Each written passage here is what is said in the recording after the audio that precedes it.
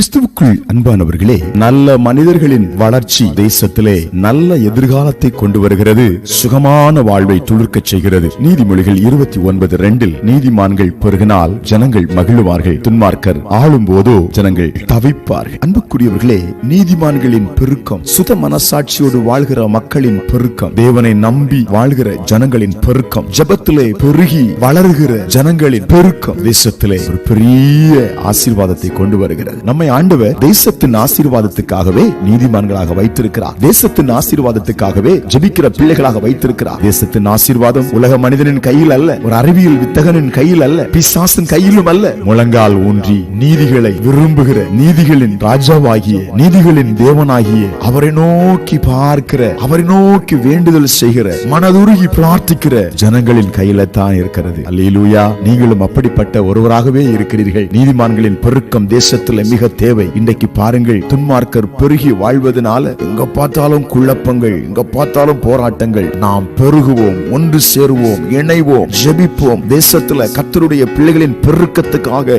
கை கொடுப்போம், உறுதி எடுப்போம். தேசத்துல பெரிய நன்மைகளை காண்போம், ஜெபிப்போம். அன்பின் பரலோக பிதாவே, நீதிமான்களாக நீ தெரிந்து கொள்ளப்பட்ட உம்முடைய பிள்ளைகள் இப்பொழுது உம்மை நோக்கி பார்க்கிறார்கள். அந்த ஜெபத்தை கேட்டு தேசத்திலே ஆசீர்வாதத்தை, அமைதியை, சமாதானத்தை கட்டளையிடுவதற்காக ஸ்தோத்திரம். துன்மார்க்க ஆவி தேசத்தை விட்டு வெளியேறும்படியாக இணைந்து ஜெபிக்கிறோம். ஜெபத்தை கேட்கிறீரப்பா, எங்கள் தேசத்தை ஆசீர்வதிக்கிறீர் இயேசுவின் நாமத்தில்.